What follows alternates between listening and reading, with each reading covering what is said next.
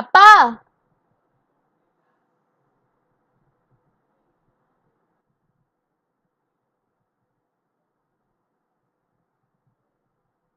அப்பா அப்பா அப்பா அப்பா அப்பா இங்க வாயேன். அந்த ஃபோன் எடுத்து கூட எனக்கு எடுக்க முடியல. இந்த டெஸ்க் வந்து இடிக்குது.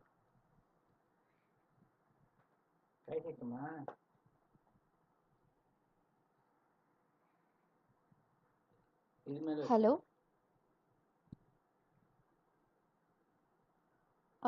I muted my audio. It's already muted.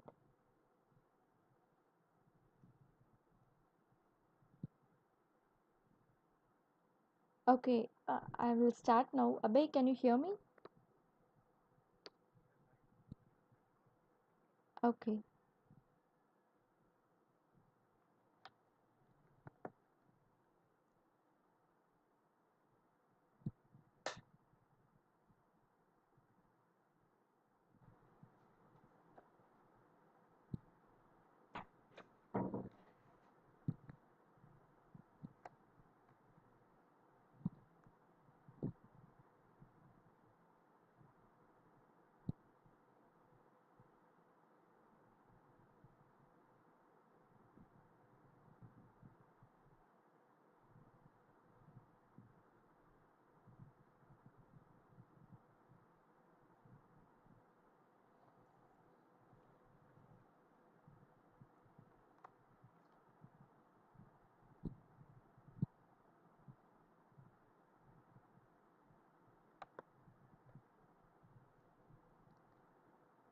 Hi everyone. Very good afternoon to all of you. I hope everyone can hear me and look at this display. There is no delay in the network and the audio as well. Happy to see you all this afternoon. I hope you're all having a great weekend and welcome to my grammar English classes. So, since you are all new to me, let me introduce about myself. This is Priyadarshini and I'm here to teach you English grammar ability for this rest of the semester that you'll be going through. And I'm from Xeligent for your information. I have been in this training field for more than 3 years, and I always love to motivate students not who are not grabbing their seen opportunities and like who have not trusted themselves, who have less self confidence. I always love to speak with them and then motivate them and then bring them out of that uncomfort zone, and it always made me happy, and I'm sure you people are going to rock this semester. All the very best. Let's start up the class.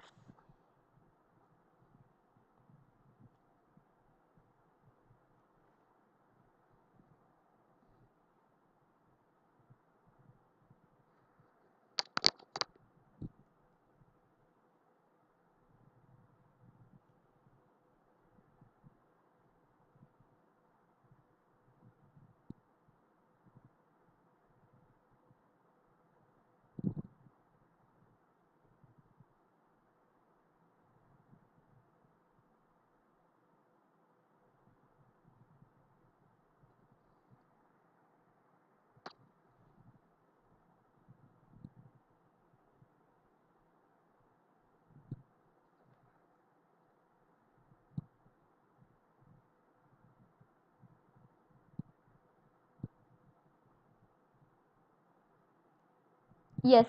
So before giving the introduction of the English grammar classes that we'll be seeing from now on, I just wanted to convey a small story to you, and then we'll start the class. So this story I have recently come across that has really created an impact on me, and I hope so. This would be interesting too. So I would like to share this story with you. What happened was one day in an IT company, or take for example some company. One day all the employees reached the office and they saw a big advice on the door before they entering the office, and there was a note pasted on the uh, gate before they enter into the office, and in that note it was written, yesterday the person who has been hindering your growth in this company passed away. Okay, so there was a note which is stating information on funeral.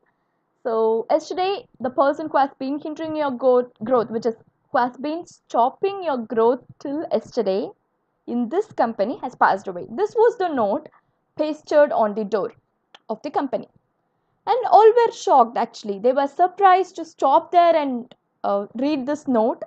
And also it was written, we invite you to join the funeral in the room that has been prepared in the gym. Okay, so they were all shocked and quite curious about who has been that person who has passed away recently, and who could that be. Everyone has a question in their minds, and with the same curiosity, one by one they were moving to the funeral place which was about to take place in the gym. But after a while they started getting so much curious to know about who that person could be who was stopping, and it was one among their colleagues, right? Okay, so the excitement in the gym was such that the security agents were ordered to control the crowd in which. And also, the more people reached the cafe, the more excitement that had heated up, because all were discussing among themselves, who could that be, who could that be, who was that person who has been stopping our growth till yesterday, all those things. And everyone thought, at least who has been stopping our growth, at least the man has died, someone has been in that particular thought. One by one, the thrilled employees got closer to the coffin, and when they looked inside it, they became really surprised. And suddenly they became speechless, because they stood nearby the coffin and shocked and in silence, as if someone had touched their deepest soul, deepest part of their soul. What could there be placed in the coffin? Yes, there was a mirror that has been placed inside the coffin, and everyone who was going to the gym, who looked inside it, could see himself or herself. So they were all going near the coffin and they noticed themselves on the mirror, and then they came to know there was only one person who is capable of setting limits to your growth, and that's none other than you. Got it?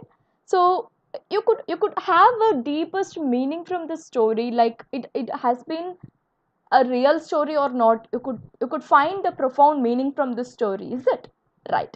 Okay, so the influence and the impact and the realization of success, it's all depending upon your growth and how about you think, in what way you think. Okay, so you're the only person who can revolutionize your life, like you're the only person who can influence.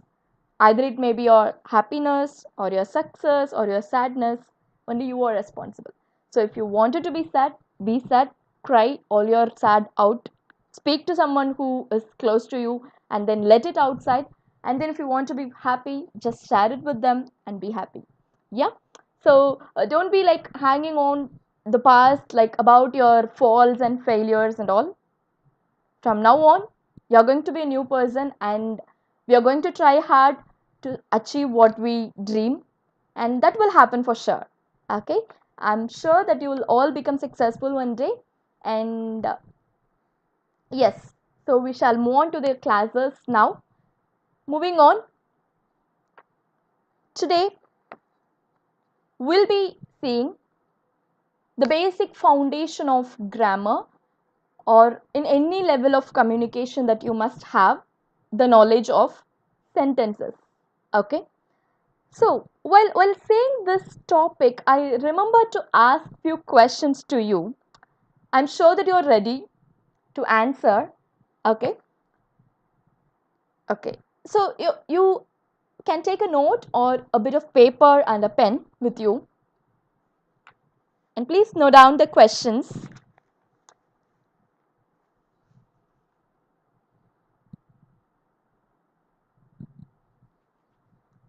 Are you ready?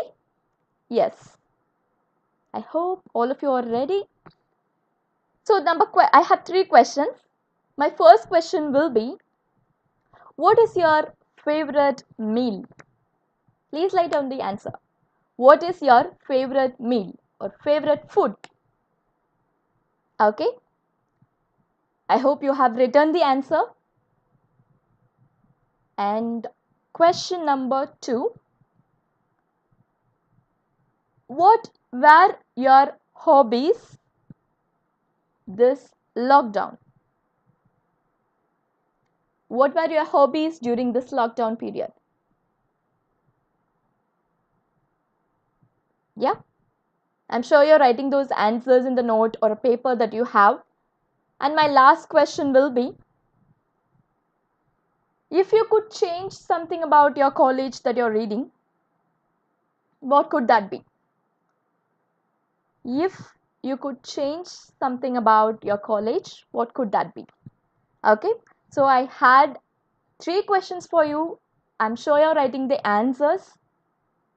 I'm sure you're ready with the answers too. Are you ready?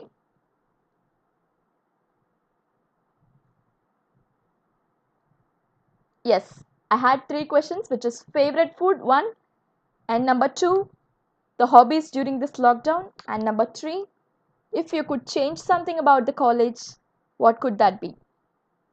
Okay, so you're ready with the three answers here right now in front of you. Okay, so if you are giving those answers to someone in your home, like take for example your sibling, your mom, or your dad, okay, anybody who is nearby you, will they get to know what are the answers that you have written?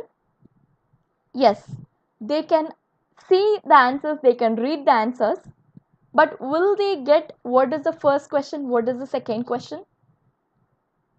Will they get to know the food that you have written, that is your favorite food? Will they get to know that hobbies that you have written, that were the hobbies that you are doing in the lockdown? But while reading the third question, they will sure understand if this person had the opportunity to change this particular thing in the college, he would change this thing. Okay, so why so they are understanding only the third question? Have you got the answer? Yes, because for the first question I have just written paneer, I have just written chicken, and for the second question I have just written reading books, gardening, listening to music. Yeah, so by seeing these first two answers, I will not get the conclusion that what is the answer, why this person has written this answer, and what could be the question. Okay, but while moving on to the third question, while proceeding to the third question, whatever it may be, whoever it may be, they will get to know what is the answer that you have written, what could be the question too, right? Okay, so the sentence should be complete in order to communicate effectively. Got it? So your answer should be, my favorite food is, my hobbies were gardening during this lockdown. Okay, so this is how we can communicate effectively to the third person who doesn't have any idea of or knowledge of the answer that you're going to write or the information that you're going to provide. Okay, so this is how the communication works. Okay, you no need to worry at all, because in the second year I was in the same situation as you. Okay, I was in the same situation because I don't know how to speak this English very good and all. I make mistakes, I make pronunciation mistake. My pronunciation was too bad while I was in school days, and people used to laugh at me. Yes, I had faced that. Not a problem at all. You keep on trying, one day you can effectively communicate. Got it? Good. So moving on to the first topic for our class, which is sentences, because in order to proceed the basic or the foundational topics in English grammar, the first thing that you must know is about sentences. Okay, how a sentence is framed and what are all the classifications. Yeah, so these things we'll be seeing now. So this is a mere definition of sentence. Yes, it could be the set of words, and yes, it should be a complete one. Got it? So if at all the sentence is complete, the other person may not be able to understand what you're conveying. The message conveyed should be strong and should be understandable, right? For that, the sentence should be complete. Got it? So here you can view one fine example of this. Pradeep Verma discovered a new formula to split the atom. Okay, this is a one perfect complete sentence, and you can really understand it well what is happening with the subject in the sentence, right? Yeah. So could you ever complete the sentence if I hide these Pradeep Verma? Assume that I'm taking this Pradeep Verma out. If you were given a sentence like discovered a new formula to split the atom, will you understand who discovered, or will you get the conclusion that who could that subject be? No. Okay. So subject is the heart and soul of the sentence. Okay. Subject is a main part of the sentence and is an integral part of the sentence, which is playing a role of giving information to the readers who is the subject. Okay. Pradeep Verma discovered a new formula to split the atom. In this sentence, Pradeep Verma is the subject. Okay. The verb discovered obeys the subject, and then it's coming to the it's defining the rest of the sentence is description about the subject. Okay.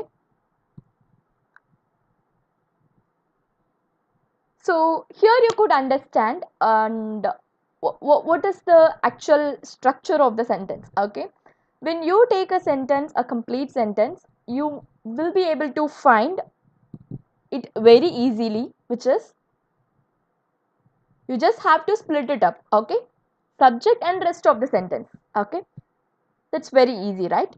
So here if I just divide the sentence, subject and rest of the sentence, my subject will be Pradeep Verma discovered a new formula to split the atom. That is the rest of sentence. Okay, so this we call it as a predicate.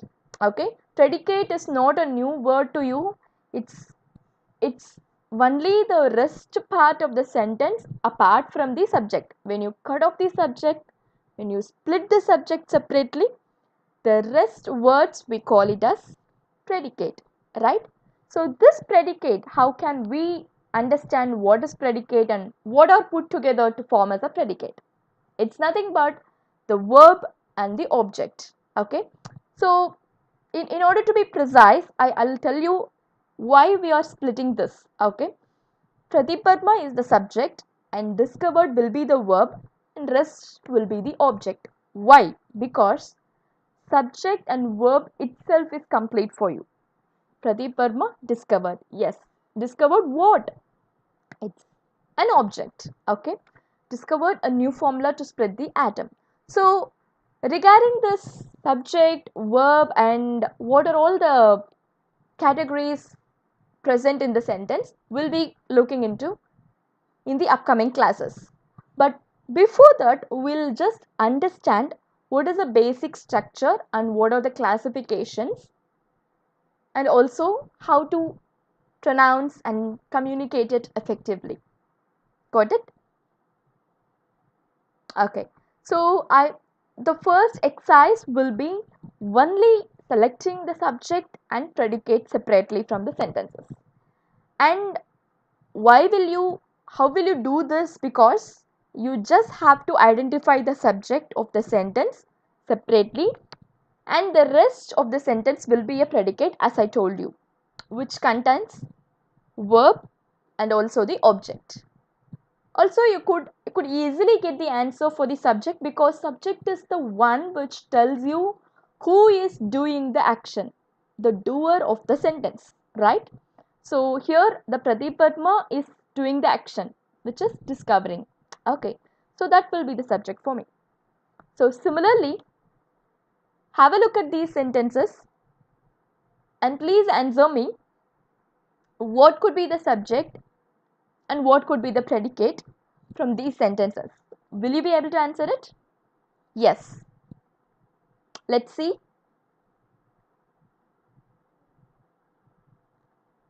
So, like you wished good evening and like you told your register number and your branch in the commands, you could also type the subjects, which is the answer.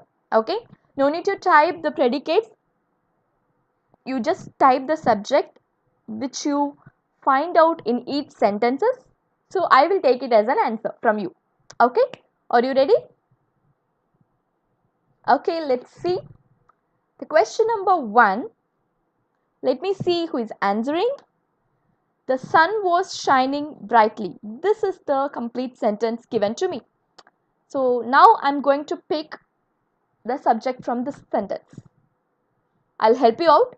For the first one, I will answer, which is the sun. The sun is the subject.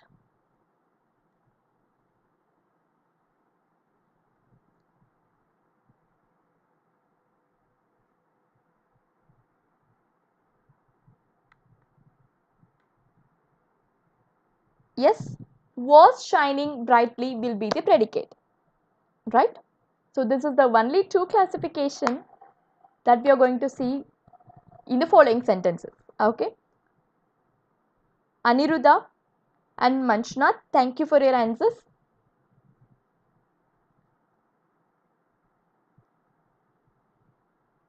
The sun will be the subject here. Okay.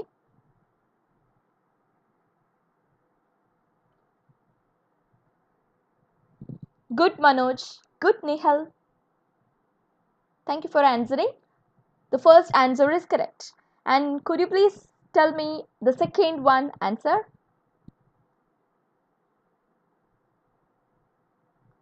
The dogs were barking loudly.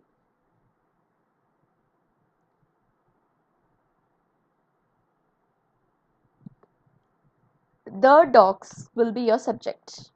Got it? And the rest of the sentence will be a predicate.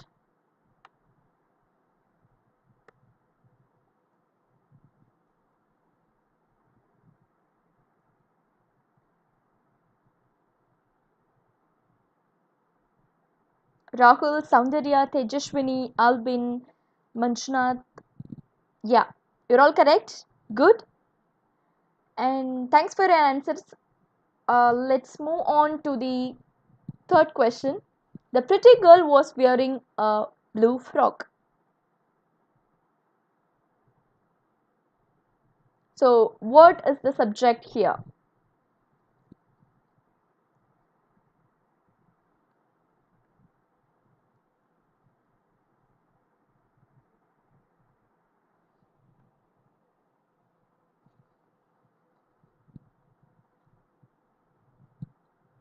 The pretty girl will be the subject in the sentence, and was wearing a blue frock is a predicate in the sentence. Girl is not alone the subject. Subject is something along with the characteristics mentioned about the subject, along with the qualities explained about the subject, will also be considered as the subject, right? So here girl is alone and not subject. The pretty girl is the subject. Okay. So similarly, moving on to the fourth question, my younger brother serves in the army. So what is the subject and what is the predicate?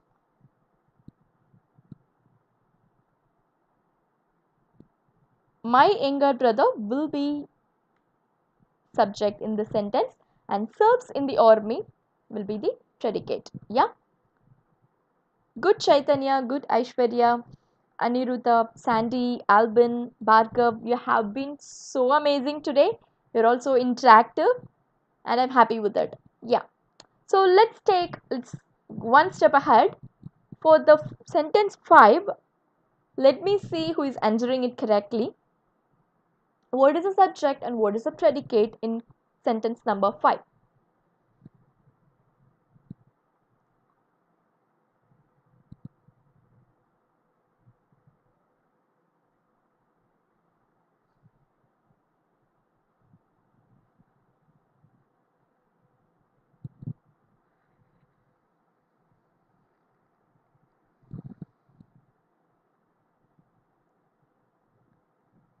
The man and his wife. Good.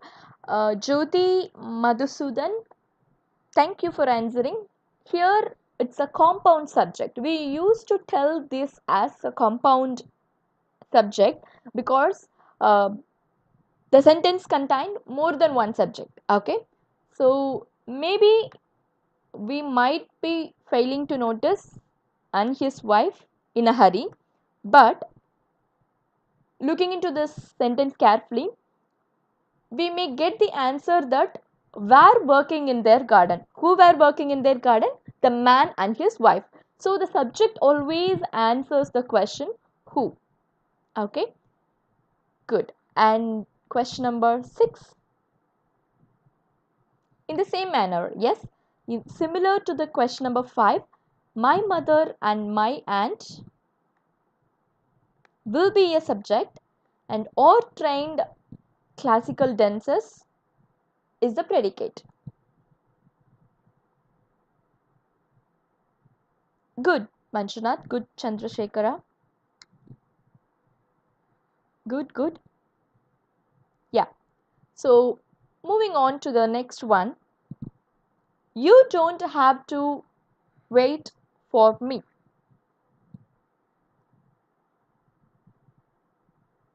You don't have to wait for me. Yes, Bhargav, it's correct. It's you. You is the only subject here, and don't have to wait for me will be the predicate. Got it? Okay.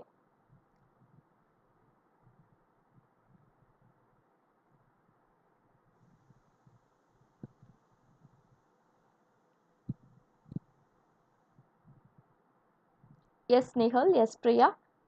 You're all correct. Thank you for answering. Question number 8. We will no longer tolerate this. So, similarly, we will take we as a subject and will no longer tolerate this is the predicate for this sentence. Got it? And question number 9.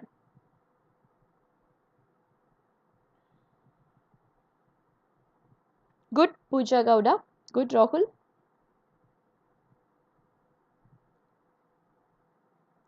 Yes, as Jyoti answered, the little tree is the subject because the subject need not always be the be something, be the people, okay, be the man, woman, girl, boy. Subject need not always be a person. Subject will also be something, things, okay, even the chair, the table, the laptop, the little tree. Yes, that is also considered as subject because it's only a noun. Okay, noun, and about only that particular noun we are talking in a sentence. Okay, so about whom we are talking about in the sentence, that is what making it to be recognized as a subject. Got it? The little tree is a subject here and the rest part will be a predicate. And the last one, yes, you have completed successfully exercise number 1.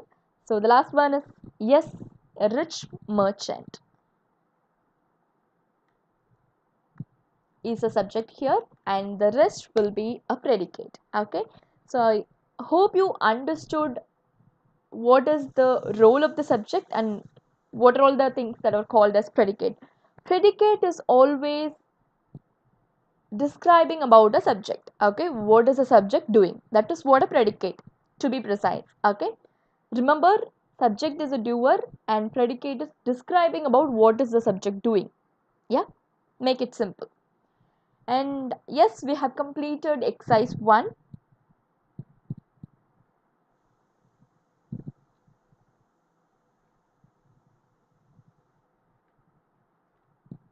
So you can have a look at these answers which you have told it in the comments.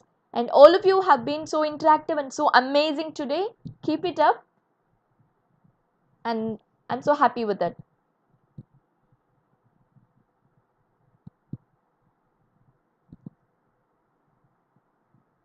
So moving forward, yeah, please have a look at this. I'll be back in a minute.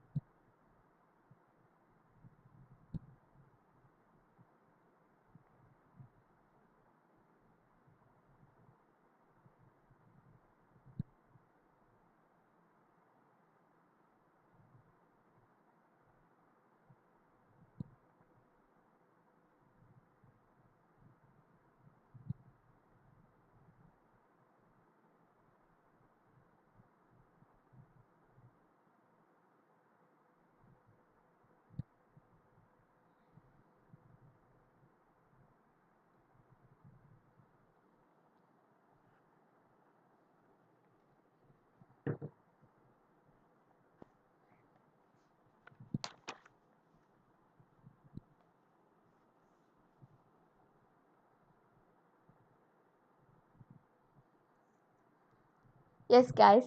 Hope you all had a look at these answers for the exercise 1, and we now have seen what is the subject and the predicate, because the basic structure of a sentence will be the subject and the predicate.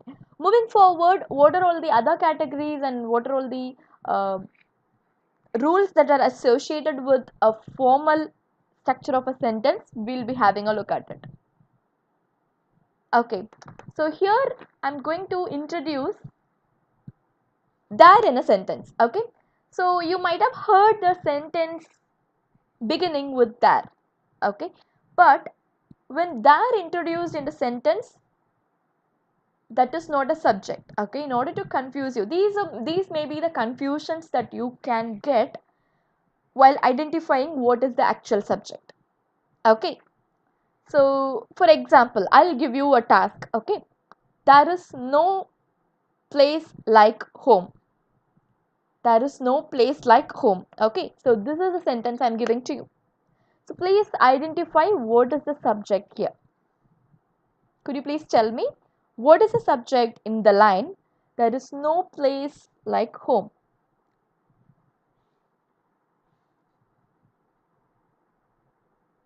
Good, Rahul. Yep. Let me see if others are also getting the same answers or if it's different. Yes, all of you have given me the same answer. You have got it right, because whatever comes first, our human mind is like, you know, set in such a way that whatever comes first, that will be a noun, whatever comes first, that will be a subject, but that's not. Okay, it's just confusing you or tricking you to think that could be a subject, but that's not. Okay, so there is no place like home. Like you all said correctly, home is the actual subject here, and about which we are talking about, there is no place, that is a predicate, which is, you're talking about a subject which is home. Got it? So that may be sentences like these you have come across while speaking to others. Okay, uh, we can see some practical examples also. There are few books lying on the table. There is a boy waiting for me at the bus stand. Okay, so these are the usual sentences that you use while speaking with your friends. Okay, there may be a holiday. Okay, there may be reopening. there may be a chance that the college will be reopened very soon. Okay, so these are the like random things that we are speaking to our friends, beginning with there. Practically on a daily basis we used to come across these. Okay, so why these are there, and what is the purpose of these? I have a name for it, and these words are called as expletives. Hope you could see this. These words which we use in the beginning of the sentence, which is not exactly the subject, but these are called as expletives. I'll spell it: Explettives.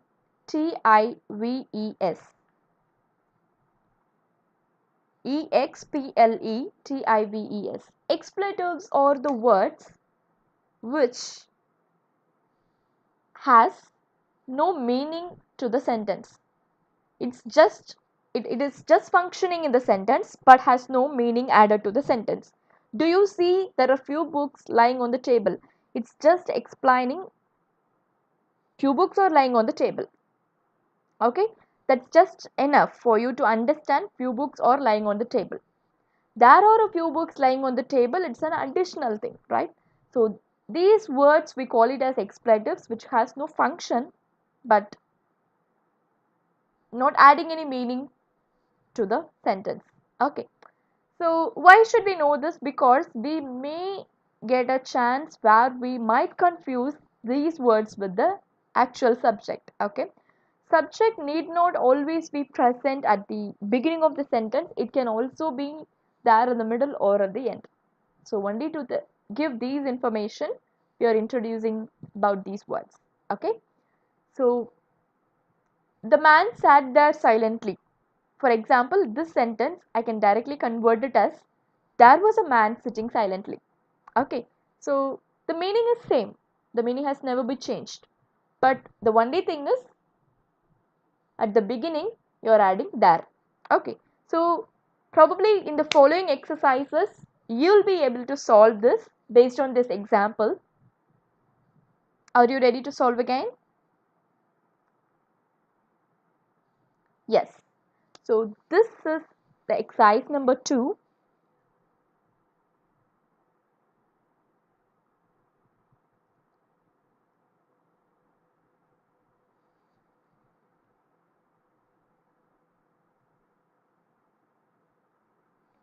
And here what's your task is dash a train coming now. Okay, so I'll give you the first answer. There is a train coming now. Okay, so this is the example that I could tell. I have given you the example of how to solve these exercises, and you can proceed from 2 to 10. Question number 1, there is a train coming now, for example. Similarly, shall we add there plus verb to the following sentences? Good. Okay. Number 2, yes, Chandana, it's correct. There is a train coming now.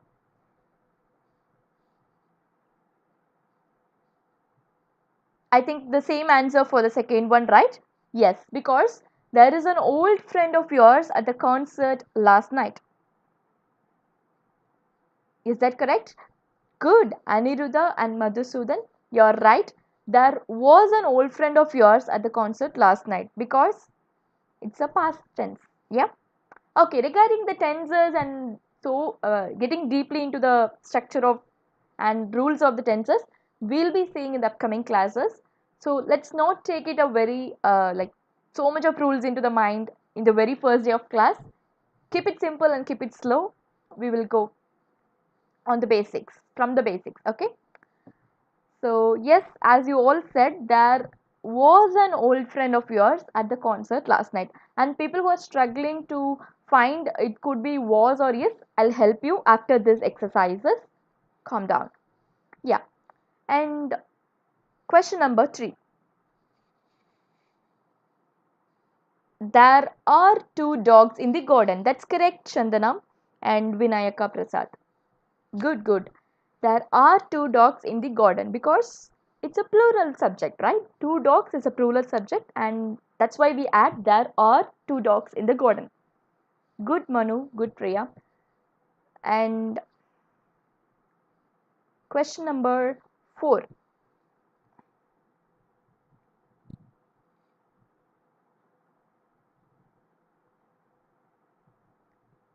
Question number 4, it's there is a good film at the Regal Theatre. Yes, there is a good film at the Regal Theatre. That's correct.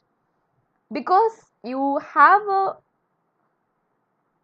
article yeah, right? So when you have an article yeah, that should be a singular one. Okay, there is, you can't tell there or yeah. Okay, when it is plural you can use are or where. Got it? Then moving on to the question number 6. You guys have been so fast and that's so interesting. Yeah. Question number 5, it's the same. Okay, like I told you, question number 4, 5, 6 and 7 follows the same pattern because there is an answer. Because article yeah is present after the verb is. Got it? There is a good film, there is a lot of people, there is a party, there is a lot of visitors. Okay. I'm sorry, this question number 5 and 7, you will have to say there are a lot of people, there are a lot of visitors this morning.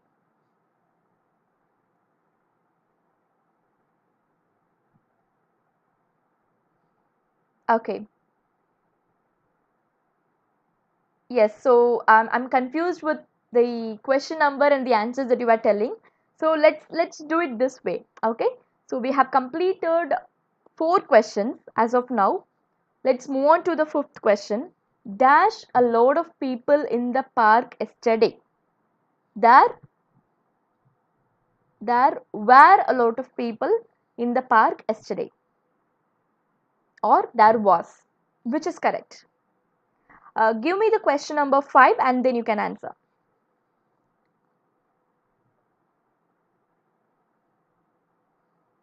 Yes, Harshita, thank you. There were a lot of people in the park yesterday.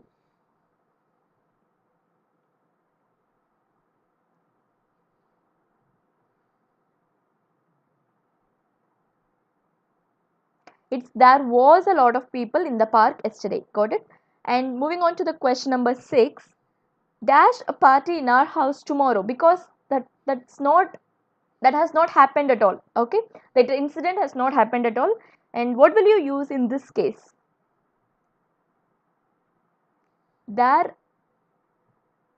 is a party in our house tomorrow. That's correct because the incident that is planned in the very near future, it will accompany the simple present tense. Okay, that you'll be getting to know in the upcoming classes.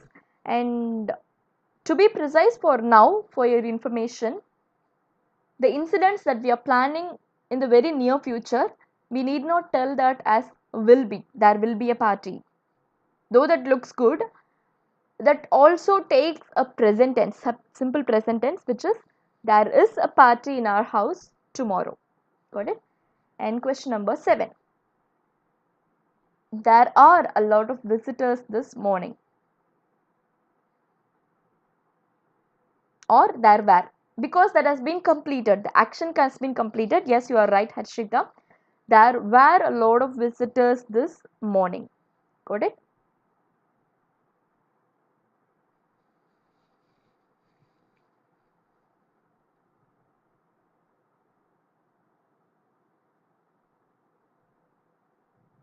Good. And moving on to question number 8. An accident outside our house last night. Okay. Here you can add only was because it's a past tense. I can use only was or were, and I can add was. There was an accident because it's a singular one, accident. Got it? There was an accident outside our house last night is the correct answer. Yes, good, Prashant, Manoj, Rahul, Vinayaka, Bhargav, Bhumika, Vinu Gowda, Priya, Rahul. Thank you all for being interactive. You guys have been amazing today. And we have left with only two questions, which is 9 and 10. Question number 9. Dash 400 children in the school this year. Okay, it's the correct information, and it will be the information for this entire year. Okay, it will not change. So you need to add a present form of tense. Got it? There are 400 children in the school this year. That's correct. Got it? Because that is not a past tense to add where. Don't confuse between are and where. Got it? So this question number 9, that's the current information of strength of the current academic year. Okay? So for the whole year, the strength continues. Got it? So there are 400 children in the school this year will make it sense. Yes. Yes, Mohammed. You're right. Yeah. So the last question for you, dash a thunderstorm soon, I think.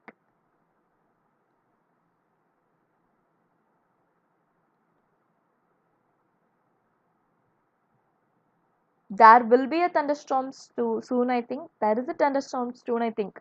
Both fits correct, okay? But we'll look at the answers. So please have a look at these answers and get an idea of what are all the things that we made wrong. Okay, so here there will be a party in our house tomorrow. There we made a mistake, and the last one, there will be a thunderstorm soon, I think. Okay, so both fits correct, but then yes, here are the correct answers. Please have a look at it once you can recall.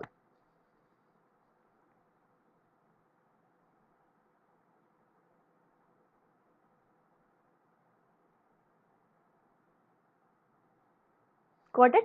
So after you recall all these answers with the sentences that I have given, we'll discuss about what are the challenges that we faced in this exercise. Got it?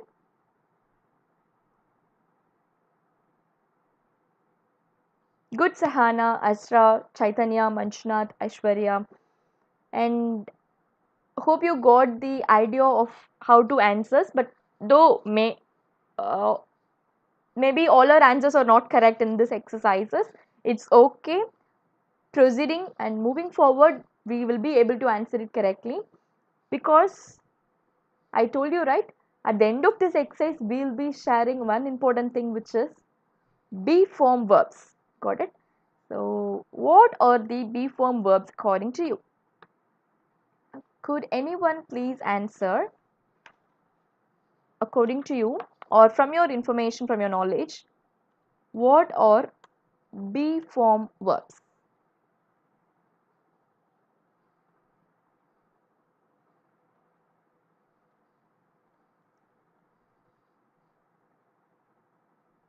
If anyone could have known the answer, you can please find out and then you can answer if it's correct. Let me see who is giving me the answer. What are be form verbs?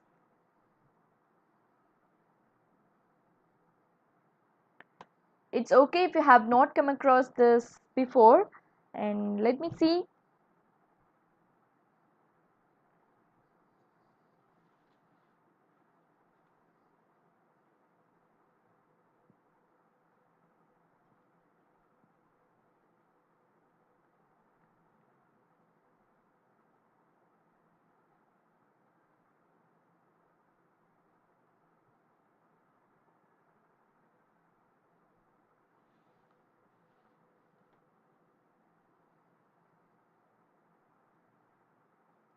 Good, I'm coming across so many answers. Thank you.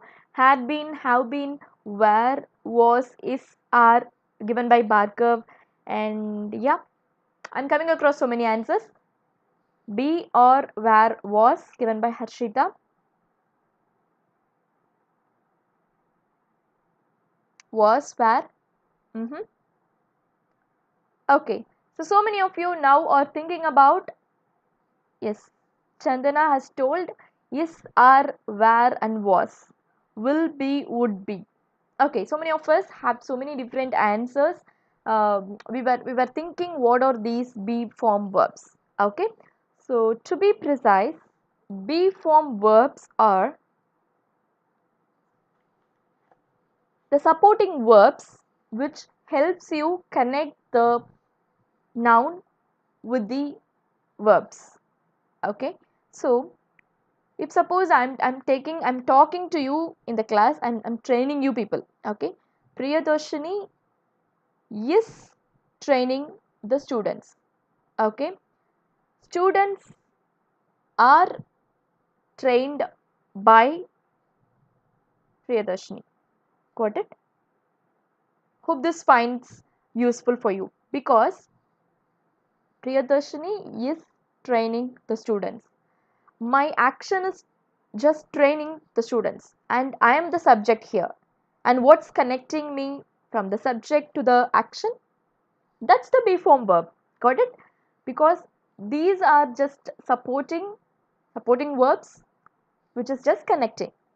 Okay, so I'll just mention here, can take a note of it. Yes, are, was, were, and the most important thing which we may miss is am.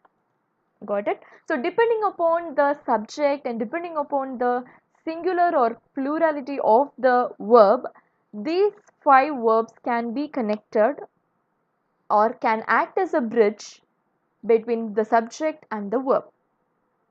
Take for example, you see a group of people, like group of people taking part in volunteering activities. Okay, so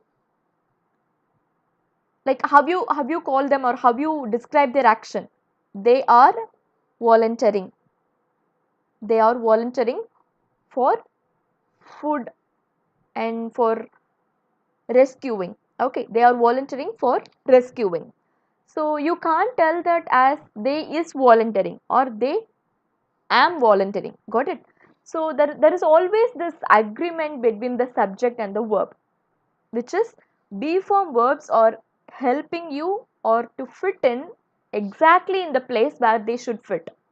Okay, the subject and the verb must agree, and in that place this will act as a bridge for you. Got it? So this is the only challenge that we have been facing this last exercises. I think there was or there were, there had a confusion. Okay, then when it comes yesterday, when it comes last night, we have a confusion whether to add was or were. It also depend upon the plurality of the noun. Okay, plural or singular. Got it? So this is how we can understand what are the be form verbs, and fit into the exercise, fit into the sentence wherever they require. Got it? So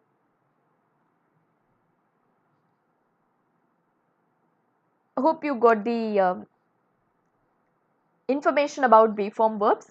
I would like to tell you an example at this time which I remember.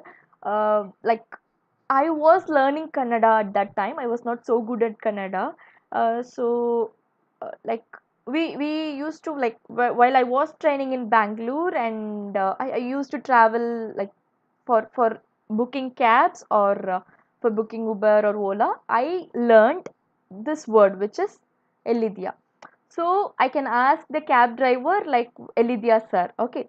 So but then when one day I asked the cab driver over the phone Elidia sir, and my friends laughed at me. I asked why are they laughing, and they told me that it is Elidira sir, it's not Elidia.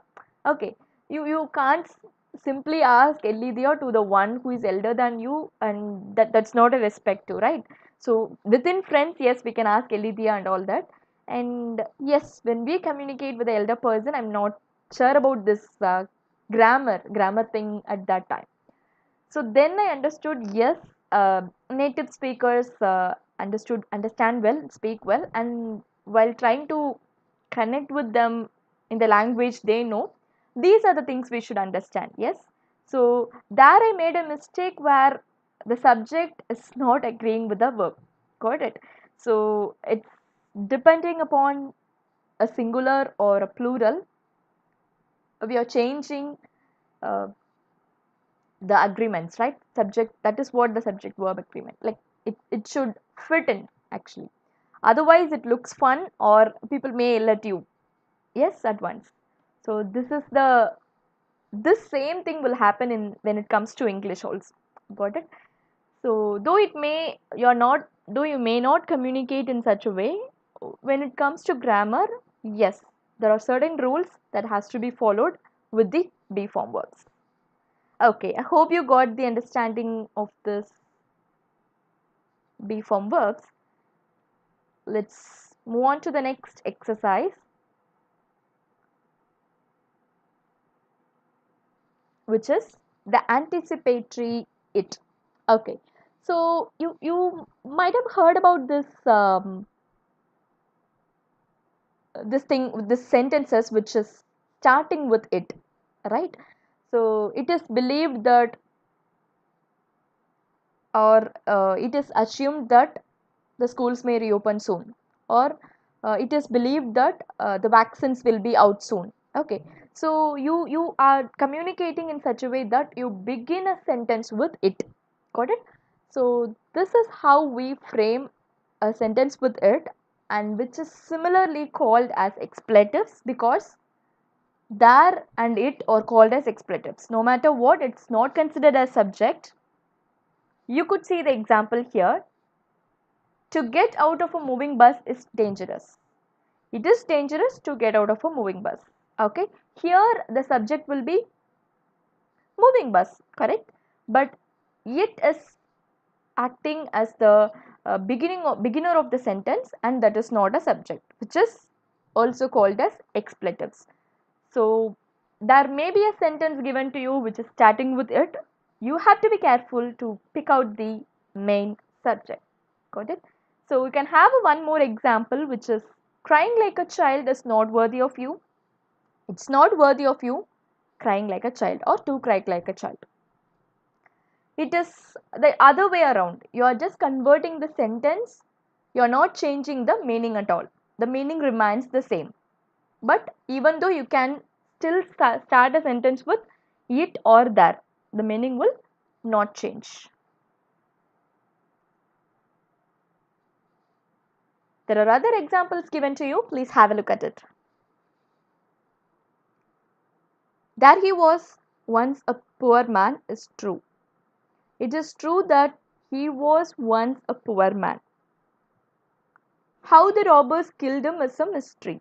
It is still a mystery how the robbers killed him. You are just like interchanging the part of the sentences. Got it? But then you are beginning with it. So see the exact structure here. It plus verb plus the real subject, which is the actual subject we are talking about in a sentence, plus infinitive or gerund or a clause. Okay. So let me brief what are infinitives and what are gerunds. So in the previous slide, you must be knowing this. To You must be heard of this proverb. This is to err is human, to forgive is God. Right? Have you heard of this before? Yes. To err is human, to forgive is God. So this is one such proverb that we have come across in form of infinitive phrase. So whatever that starts with to, that we call it as infinitive phrase. That's simple. Okay. So it is easy to convert the infinitive phrase back to a sentence which begins with it. And moving on to gerund. Gerund is something which a verb plus ing, that we call it as a gerund. Okay, but that is not a verb in the sentence. It's a crying like a child is not worthy of you. Okay, crying like a child is the main subject of the sentence here. Okay, when you add, like, for example, I can say dancing is my hobby, and gardening the is the most lovable hobby that I love to do. Okay, so here gardening and dancing will be considered as gerund. Okay, so verb plus ing is called as gerund. Make it simple. Okay, don't make it complicating to understand. Infinitive phrase or something which starts with to. Gerund is something which is a split up of or together form of verb plus ing. Hope you got the answer. Please have a look at this exercise number 4, where similarly to that of there, we are going to start a sentence with it and verb. Now that I have given you clarity of be form verbs and where to fit in exactly, I hope you will be clear of it. If any doubts, please let me know. I'll help you out. Okay. So for the exercise number 4, I'll give you the answer. Dash not very far to walk. It is not very far to walk. Simple addition of it and yes. Okay. It is not very far to walk. That is the answer for the first one. Thank you, Harshita. You're right. Good. Okay. So moving on to 2 to 10, you can just manage to answer.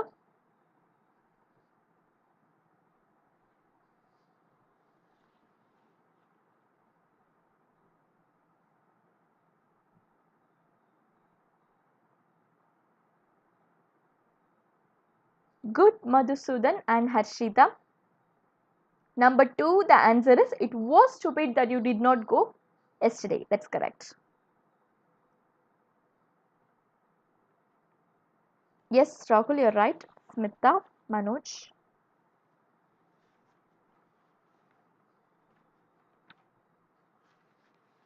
Yes. And moving on to the third one.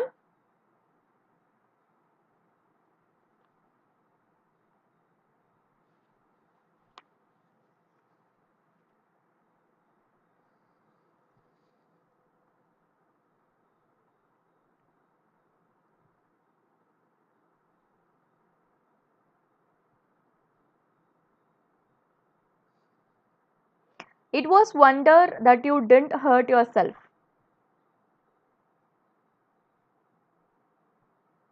Check your answers for 1, 2 and 3.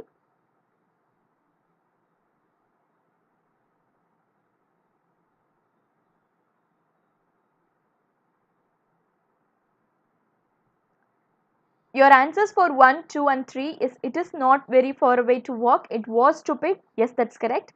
It is a wonder that you did not hurt yourself. Okay.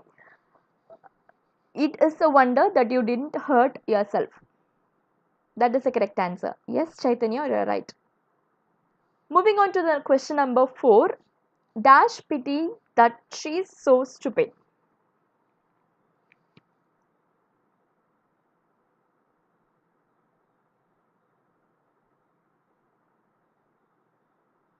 It's a pity. Yes, it's a pity that she is so stupid. If you will be able to answer this very well without confusion, if you are knowing tenses, if you are knowing to identify in what tense it is spoken. Okay, but this is the introduction class. Leave it free. Just understand what is the structure of the sentence, and then we'll move on. Okay. Don't worry if you are getting confusion. It's okay. Today is the first class, right?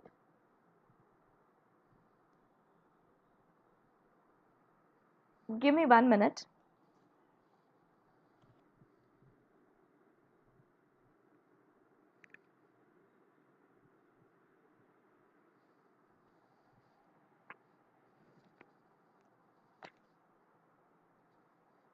Okay, so yes, here we go for the question number 5. Okay, so it's a long time ago, or it was a long time ago. Good, Harshita, you're right.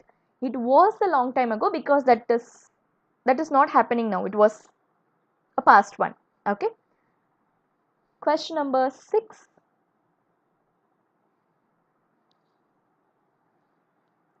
Please be ready with your answers from question number 6 to 10.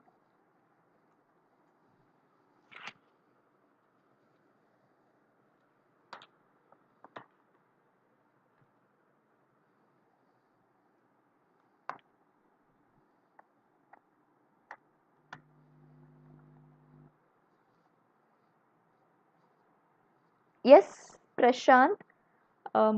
As you said, it's fine tomorrow, I think. It will be fine tomorrow, I think. Okay. Because it's a future tense, so we add it will be fine tomorrow, I think. It's a shame to spend all this money. That's correct. Okay. Seventh one, that's correct. Yes, Darshan, it's correct. Question number 7. It was a shame to spend all this money. It is a shame. Yes, Pooja, it's correct. Good. Good, good. We have completed 7. And moving on to 8. It is nice having you to tea last Wednesday. No, it was nice having you to tea last Wednesday. Got it? The action has been completed. Okay. So be form verbs was and were should be used for the action that is completed. Is and are should be used for the present one. Am is also used for the present one. Okay. Question number 9. Yes, you're right. It was wonderful to see you again next week. No, it is wonderful to see you again next week. It will be wonderful. That's correct.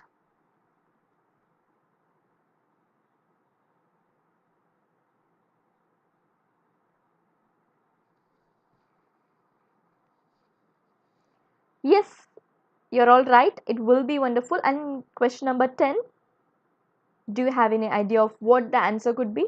Dash possible that he doesn't understand English.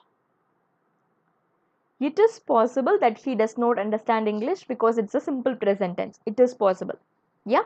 So we have completed and I think you have got an overall idea of how to start a sentence with there or it and how to fit in the be form verbs accordingly to the sentence, right?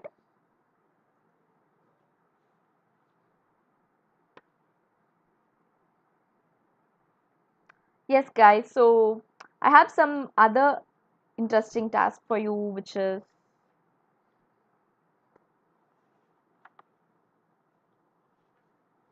you can take it as a challenge, right? Okay. So what I want you to do is you just have to take a paper. I don't have an empty paper right here right now. Okay. So I just want you to take a paper and just divide that into 4 equal halves.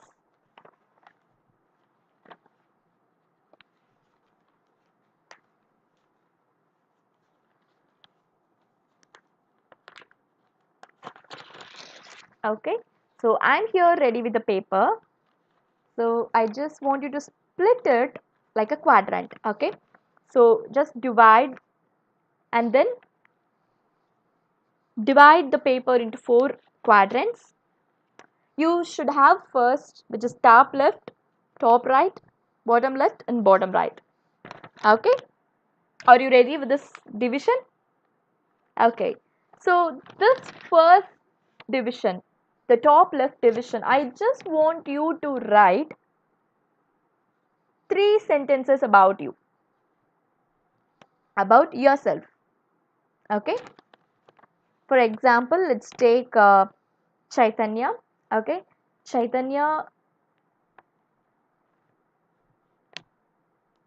Chaitanya is very talkative, or Chaitanya is so hardworking, and Chaitanya is a self-confident person. Yeah. Okay. So this is how I can describe the characteristics of an individual in just 3 sentences. I have given you the example, and I hope you can write it down. You're dividing the paper into 4 equal quadrants, and the first quadrant you're supposed to write about yourself in 3 sentences.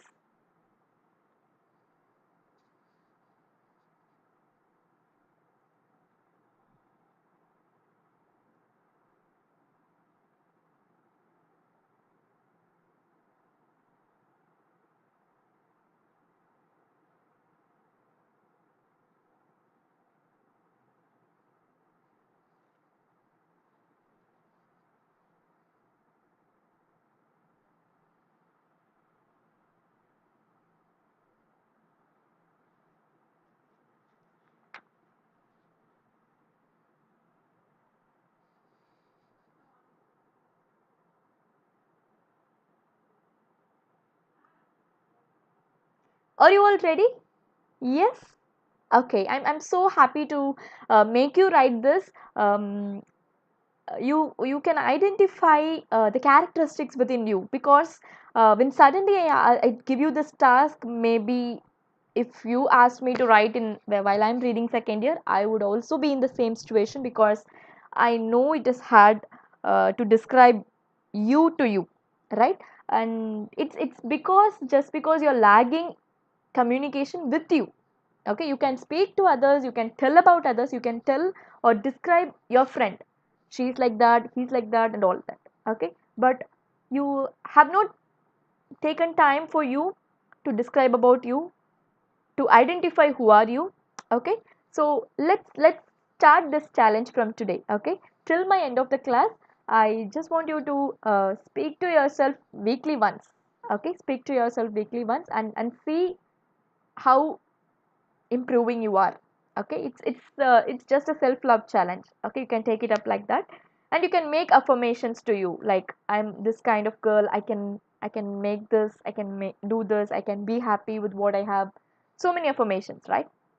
So speaking to yourself and identifying the characteristics of you is such a challenging task nowadays, because we don't have time to do that. So, right? So take your time and speak to yourself in like front of your mobile or in front of the mirror, and then record it and view what are the mistakes that you have done, and you still can improve, right? And yes, so this is our task. We have started explaining by giving an example about Chaitanya, right? I told about Chaitanya. Look, Chaitanya is a self-confident person and all that. So, do you get an information from the sentence? Yes. Okay.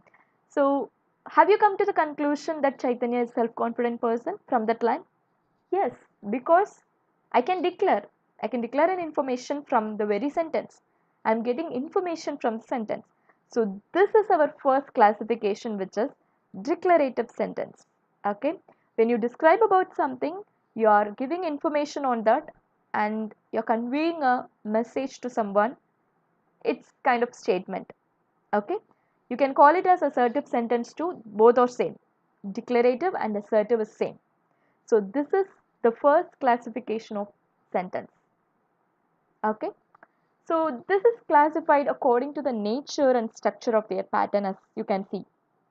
The very first type is what you have written in the first quadrant in your note.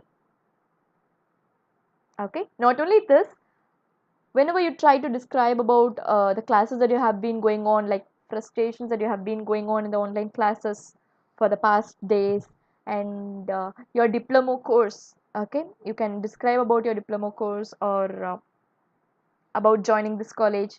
Whatever you explain, whatever you narrate, that becomes informative for others to understand. So this will be considered as a declarative statement. Got it? Hope you got it. And based on this, so what are all the cases that we use declarative sentences? Okay, we are going to see. The man, you can just see the have a look at this example. The man hunted a tiger yesterday. Okay, so don't you get the information from this? Yes, I can declare that the man is hunting a tiger yesterday. I'm getting an information from this. So this is called as a declarative sentence.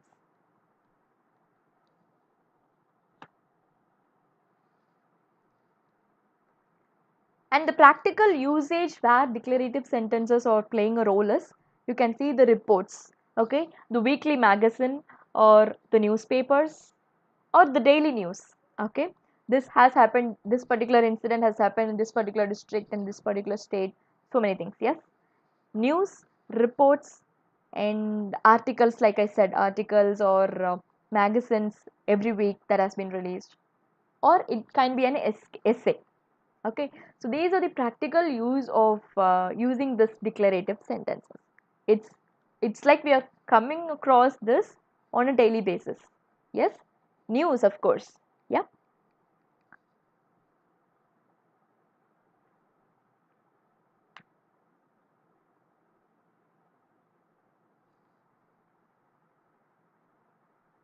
Okay, so we'll go one by one.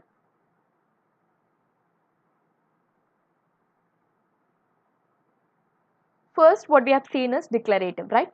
So I have told you the practical ways that we are using the declarative sentences, and it can also be negative. It need not always be affirmative sentence which is positive. It can be she will give you a bag. That's a declarative sentence. Jamma Masjid is an attraction of Delhi. That is a declaration. Okay. Also, a negative form of sentence when you say I have no idea about it. They haven't won that match. He hasn't visited temple for months ago. And teachers of the school don't punish students at all. Okay, so this is also the information I say. Okay, so declarative can be of two types. It can be a positive one, which is affirmative, which is the information or statement given to you. It can also be a negative form of sentence, which is you will be seeing the word no or not in the sentence. Okay, like I said, they are not their relatives, he is not in that class, I have no idea about it. Okay, so many examples we can give. So this is like usually we speak while we communicate in English, right? These are the sentences that we usually come across.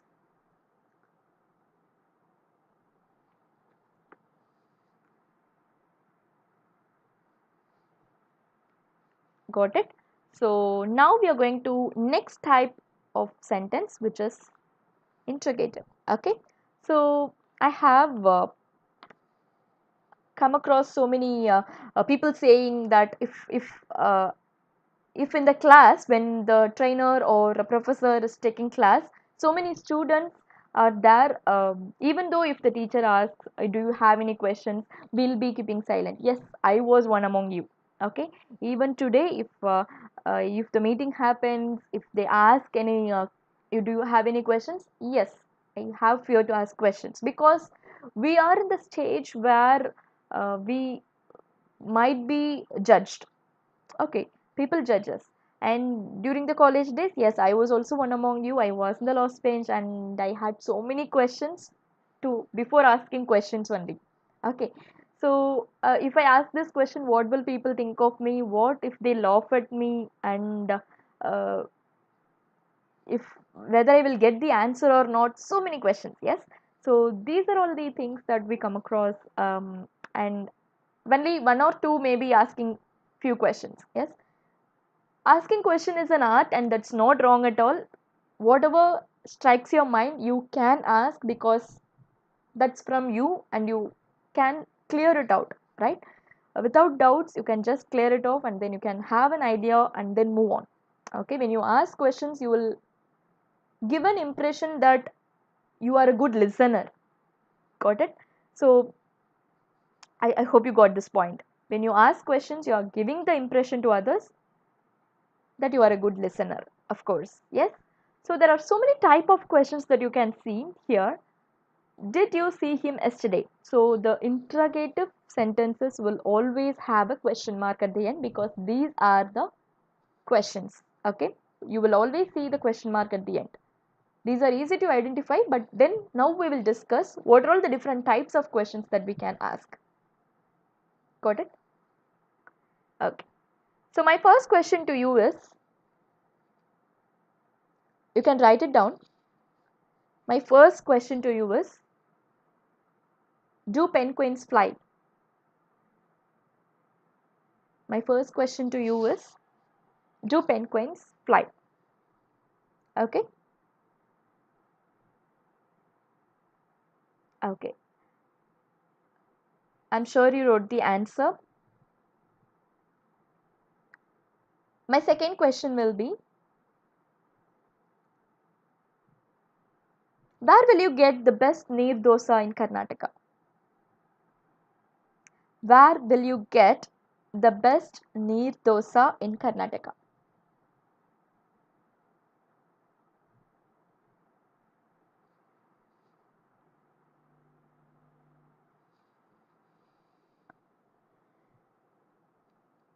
Can anyone please comment? So I'm asking the answer. Like the first question is, do penguins fly? I'm not able to read the commands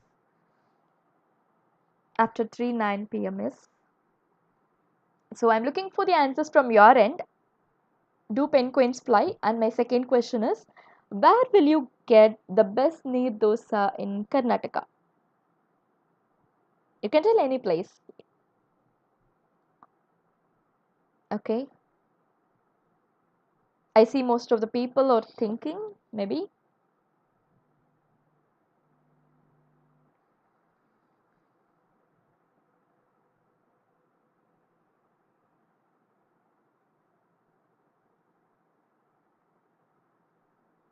Okay, good. So proceeding to the last question, guys. So this is my last question to you. So,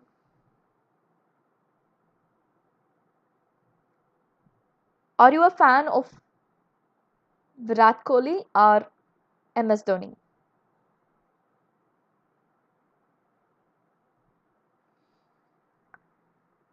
Yes, I'm sure you prepared the answers for these questions. Okay, my last question is, are you a fan of Virat Kohli or MS Dhoni?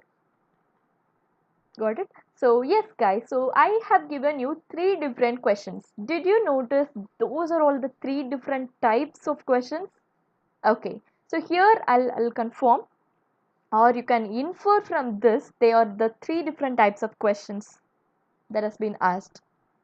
So, very first one, do penguins fly? You have only two answers limited, which is yes or no. Okay, so this we call it as yes or no questions. We can randomly call it as yes or no questions, literally, right? And the second one which I asked you was informative questions. Yes, no, penguins can't fly. Yes, thank you for the answers. It's an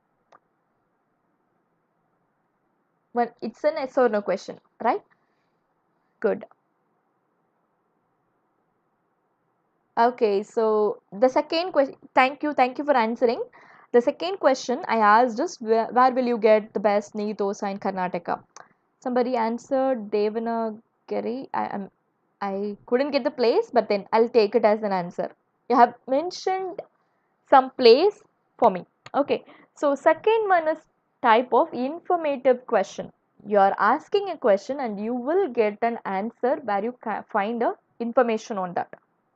Okay, so when will this lockdown end? Yes, in the near March, in the near April. You have some specific answer to the question. So that we call it as informative question, which is answerable form of question. The second one. Got it? And the third one, which I asked you, somebody told, yes, Kiran and Power. Yes, thank you for answering. I am also the fan of Virat. Yes, high five, guys. So here we go. I asked you a question, but then the answers are there relying on the question itself. Okay, you have only two possible answers, which is selection form of question, this or that. Do you prefer coffee or tea? Okay, you have only two possible answers, and that's present in the question itself. Okay, choiceable question. Got it? We can get best neer dosa in Mangalore. Yes, thank you, Sandy, for answering. That is an informative question. Okay, so I just want you to understand these are the three types of questions that we can ask. The first one, which is yes or no type of question, and the second one, I'm getting an information, so it's an information type of question. Thank you, Albin John. Thank you, Bhargav. Yeah. So the third question, choiceable format. You will be provided with the choice in the question itself, and you're supposed to choose one specific answer from the question. Got it? So this is how the questions move on. So moving on, we'll see like what is the exact structure of the question. Okay. So people used to make mistake in this. In fact, I made in the examination as well. Okay. Where I can meet the principal. People used to ask this. Yes, randomly when in a hurry, they used to ask this randomly. Where I can meet the principal? That is wrong. Okay. Where can I meet the principal is correct, because that follows a structure where it should contain verb, subject and then object. Okay.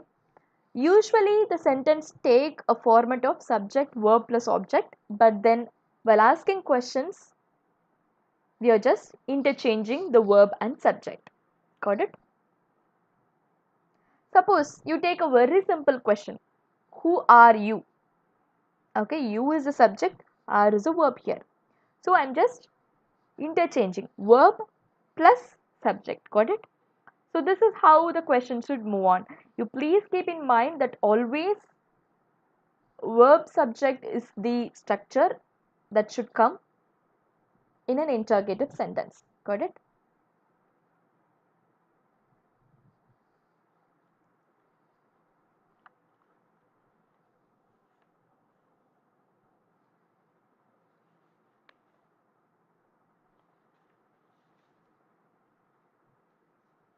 Yes, guys. So we have completed two different types of sentence, which is one is declarative and the other one is interrogative.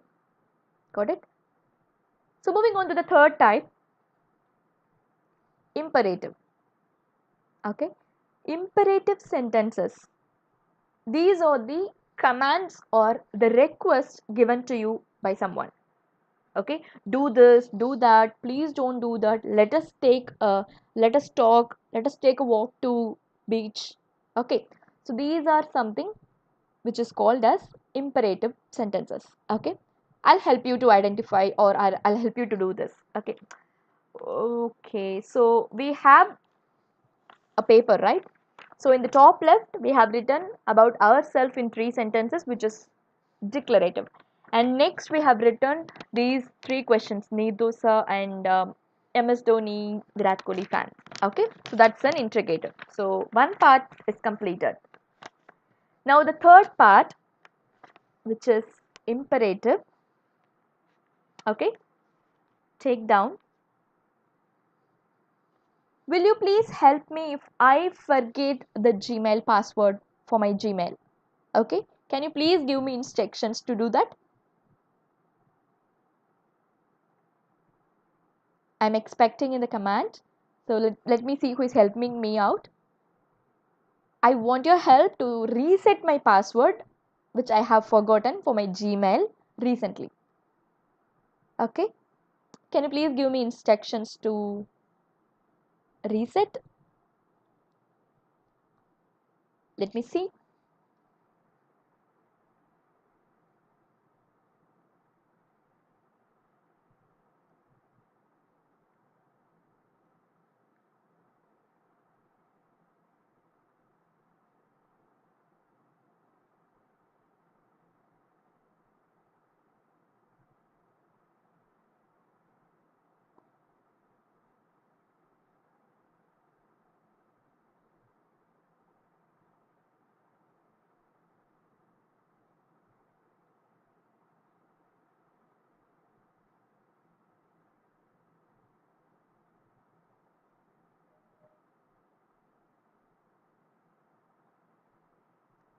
Okay, so your set of instructions will be like go to Gmail, click on forget password, and type in the number that you get, and please give a forget password and please enter the new password.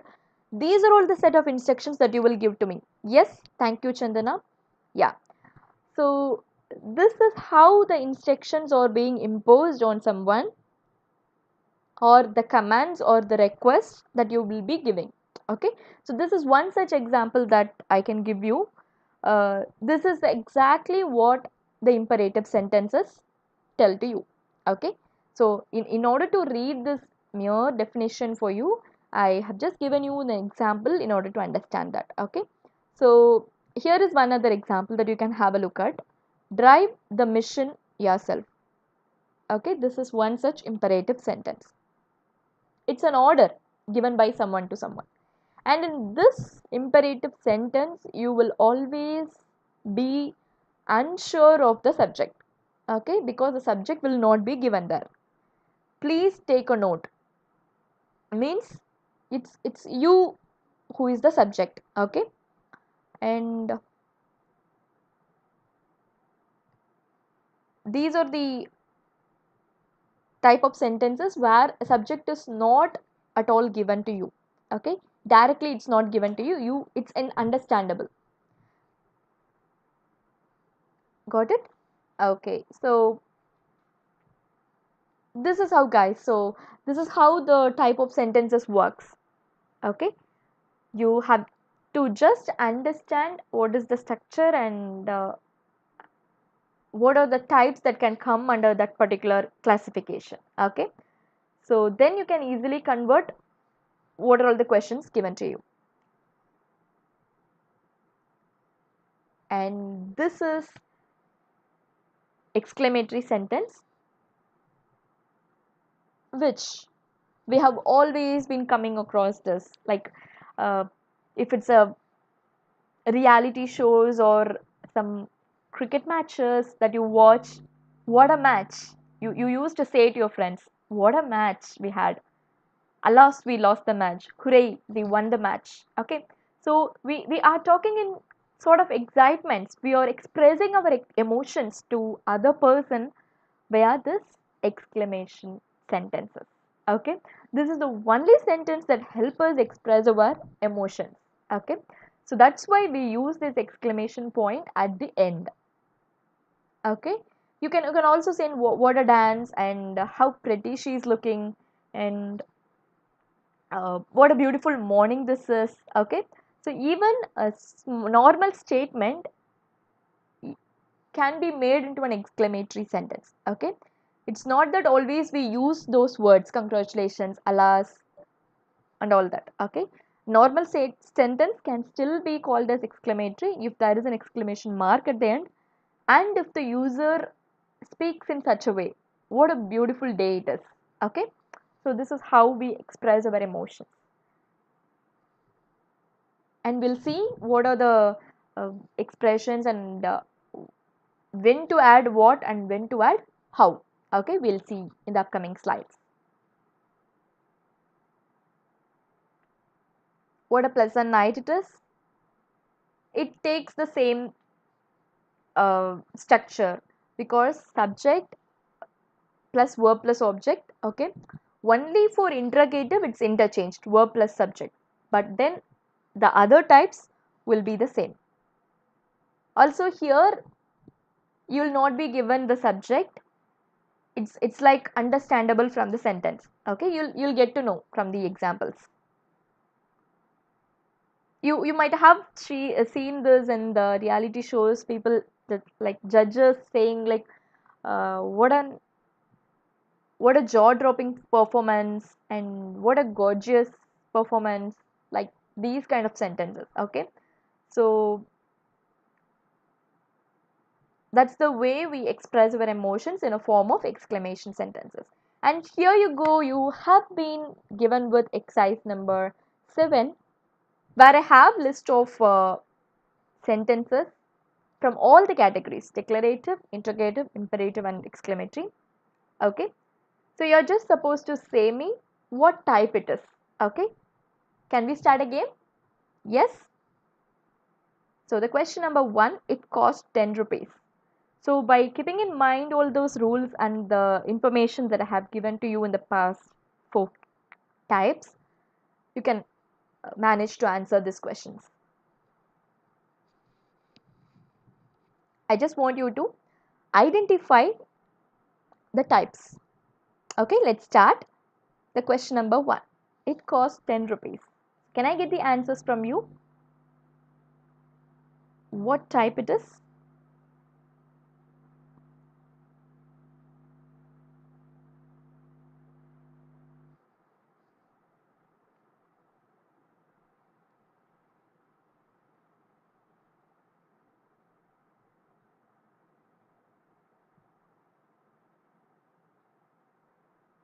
I'm waiting for the answers, guys. So among these 4 types, declarative, interrogative, imperative, and exclamatory, you're supposed to find the type which it belongs to. Good, Harshita. Thank you. It costs 10 rupees. It's declarative sentence. Good. So as you say, I'll mark the answers too, so you'll be better understanding this.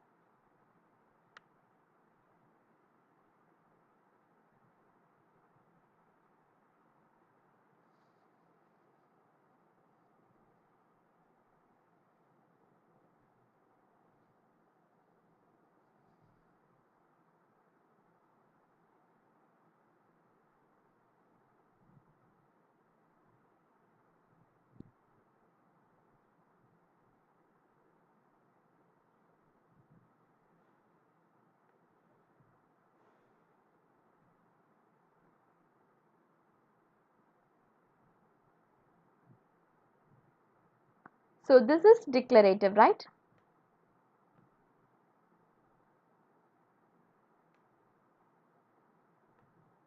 Yes.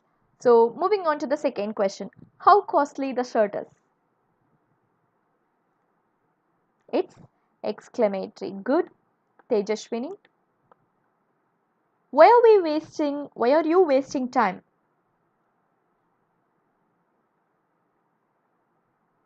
Yes, thank you, Abhishek. Jyoti. Good. Moving on to the third one. Why are you wasting time? Of course. Yes, it's interrogative. Yes. It's understandable because there is a question mark and it's a question that we all know. Can you smoke without fire? That's an interrogative again. So identifying these is actually an easy task, but then we'll move on to the next level of exercise, which is converting one type into other type. Okay, we'll be looking into that. Know the truth.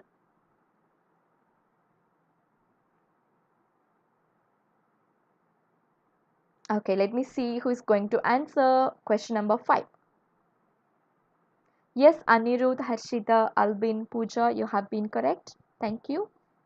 And what is the answer for fifth one? Know the truth.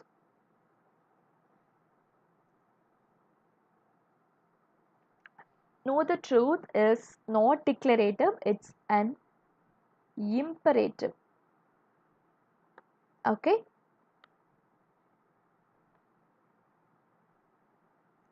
Know the truth is imperative sentence. Yes, Chandana, it's correct. Thanks for attempting anyways, because know the truth. It's an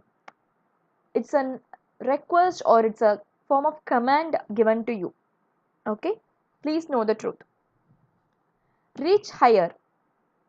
Again, it's an imperative sentence. Got it? So now I think you had a confusion between declarative and imperative, but then I told you that in the imperative sentences, subject will not be given directly, it's understandable. Okay? Reach higher means you reach higher. You should know the truth. Okay? It's understandable that you is the subject here. Got it? Yes, good, Karthik, Smita, Pooja. Thanks for answering. You are correct. And moving on to the seventh question, how fast she runs.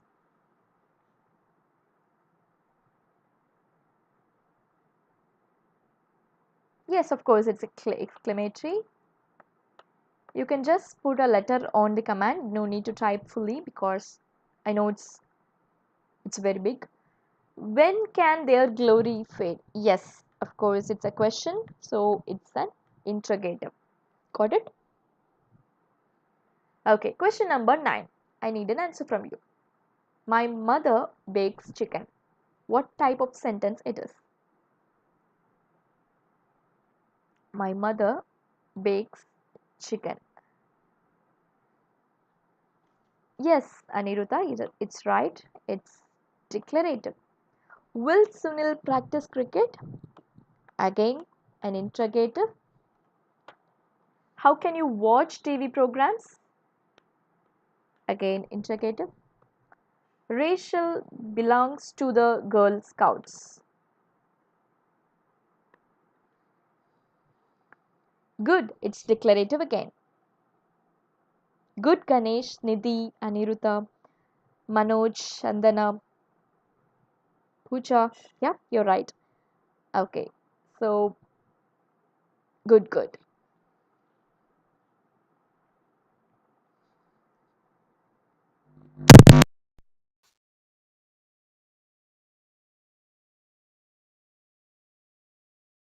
To the 13th one, where are they playing basketball? Again, it's a question, right?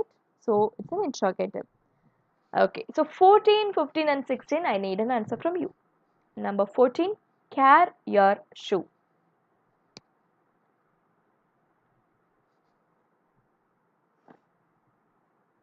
Yes. Number 14, care your shoe. It's an imperative. Yes, Jyoti, it's correct. Deny his suggestions.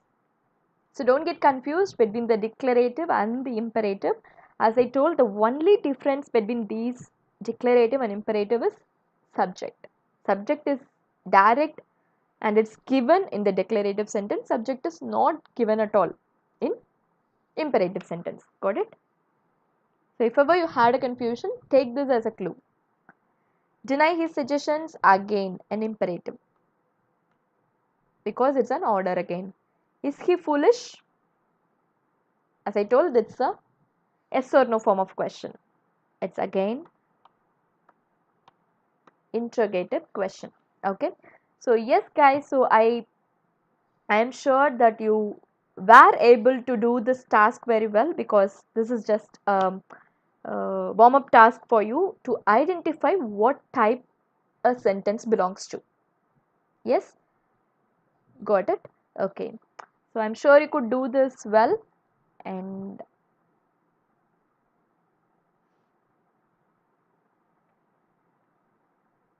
let us talk about interchanging of the sentences. Okay, few minutes away from uh, ending the session today, but then we'll know about what is actually interchanging. Got it? So this, as I told, in an examination point of view. So we are now in the second year and preparing for this English grammar ability. First know why we are preparing and why are we here. Okay, and as I told you, there are so many competitive examinations and you may be deciding to take up GRE, TOEFL to go abroad and have an higher studies, or even in India if you want higher studies, you'll be opting GATE exam or TANCET, or if it's MBA, you'll be going for CAT, SAT, and business B schools. There have been so many examinations related to that. ZAT, okay, GMAT, and CAT, SAT, everything. So these, apart from these competitive examinations, there are one other category which is railway, bank exams. There are so many. Yes, RRB. You might have heard about this. SBI recruitment. So whenever you take the pattern of these examinations and have a look at, you'll be noticing that there is a formatted structure of the questions, which is you will be having English ability, aptitude, and then a general knowledge, an understandable form of questions. Okay, so these are the sort of patterns that you might be seeing everywhere. Yes, so this is how the exam pattern is set. So for this, to get prepared, we are working on the basic grammar skills. We are just brushing it up. Okay, we have already studied these topics in the school. There are no new topics at all, just that we are getting practice. Only when we practice we become a master of it, right? So aptitude is something that you can be sure of formulas and shortcuts, and then you can crack it. That also requires a practice. English is something that we of course need a practice in talking and as well as understanding grammar to the basic foundation level. Only then we'll get to know these set of rules attached with that. So it's easy for us to crack these questions. Got it? So this is how we can prepare, and um, don't put so many things in your mind, like so many exams are there, not required to get panic right now. You still have time. I just want you to be determined and work for it and show progress at least. That's enough. Okay, at least weekly twice you spend some time for what you need to achieve, and then you can go for it. Yes, and trust the process. You'll never fail. Okay, because when I was in the second year, as I told, like the same thing, I don't even want to be like I don't even know what I wanted to be. Okay, because simply we were given subjects, list of subjects, and I was to learn, and I was to get grades, and I was to pass the exams. This is like a systematic way of education. Yes, we are into that form, and we are today too. So take your time to identify where you are really good at. Okay, so then you can easily opt for how you can, what you're interested in. Yes. Okay, so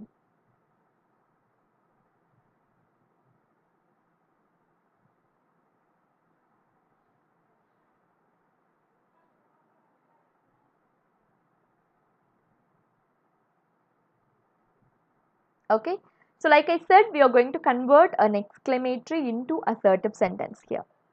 Got it? So here I have the list of exclamatory sentence.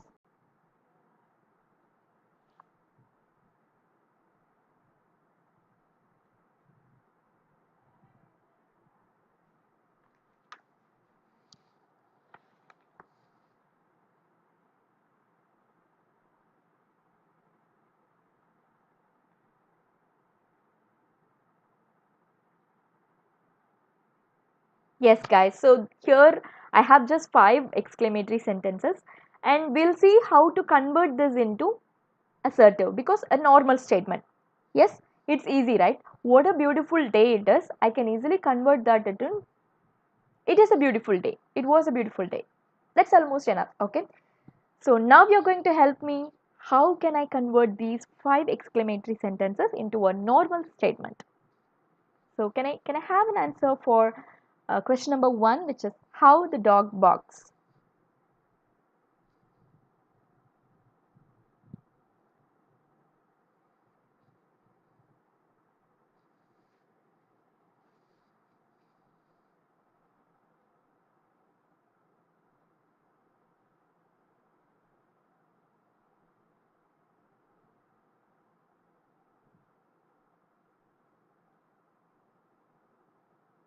Yes, Ganesh, that was so innovative.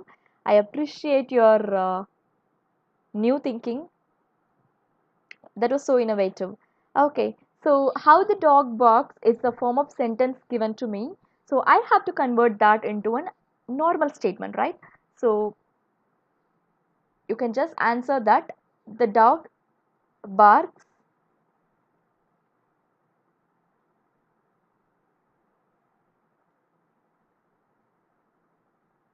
very loudly. Okay, the dog barks very loudly. This is how I can convert a exclamatory sentence into a normal statement. Got it? So this is the form of questions that can be given to you guys, because identifying the type is easy, but this may be the challenge that provided to you when it comes to examinations.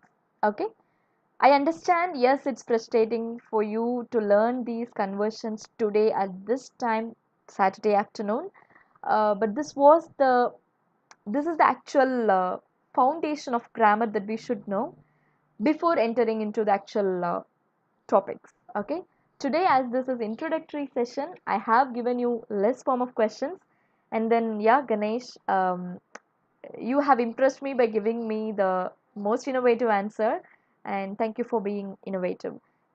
And yep, now let's move on to next question, which is converting an assertive statement into exclamatory. Okay, this is something that does not require you to add some fancy words and all. While it comes to exclamatory, you can just put an exclamatory mark at the end and just change the format of the sentence. Okay, this book is very interesting.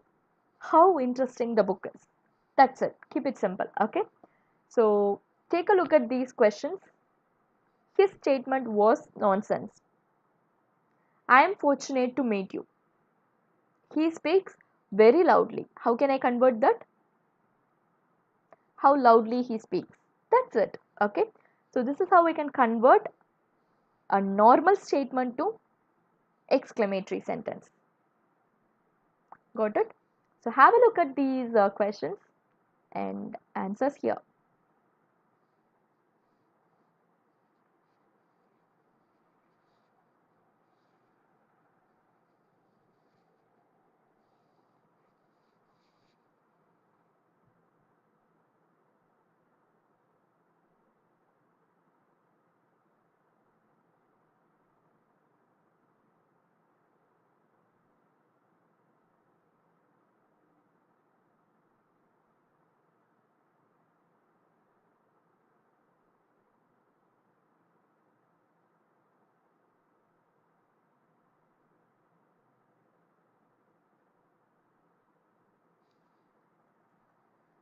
Yes, guys, I hope you got the idea of how to convert an exclamatory into assertive and assertive into exclamatory. Okay, as simple as that.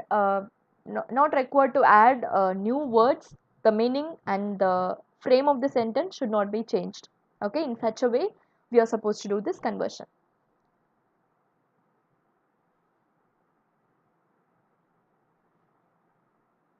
Okay, so let's go to the next type, which is you're going to convert interrogative into declarative.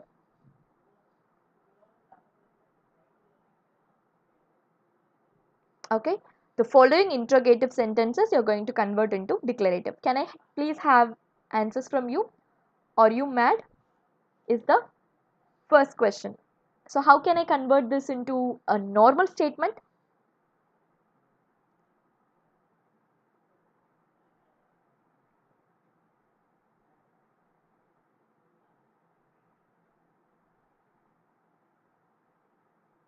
You are mad. Yes, thanks Jyoti for answering. uh, the form of question, please remember verb plus subject is the format. Okay, but while converting that to a statement, we may get a challenge because we have to interchange verb subject to subject verb. Got it? Okay, so here, moving on to the second question, can you help me, is a question asked. You can help me. Got it? Because can you verb plus subject, and I'm just interchanging. Got it? Good. And question number 3, who will blame him for that?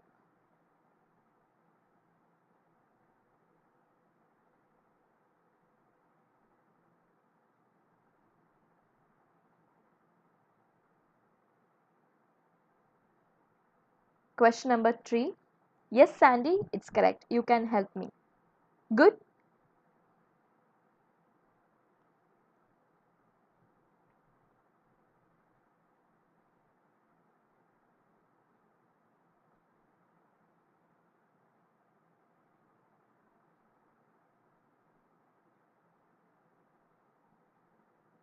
Who will blame him for that?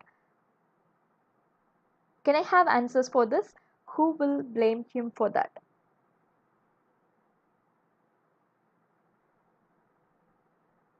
Good, good, Harshita. Uh, so it's like you are thinking to answer this question if it's asked to you. Okay, think that you're in the situation. If someone is asking you the question, who knows the answer? I know the answer. So that's the statement, right? So who knows the answer? He knows the answer. She knows the answer. That's the declarative sentence. Okay. So this is how you can convert. Assume that you are answering the question. Okay, take yourself as the subject and then you can answer. That would be easy for you to convert, right? Okay, hope you got the idea on this. Let's move on to 5. Isn't he the cheat? He is the cheat. That's how we can convert, right? And how can we swear in public?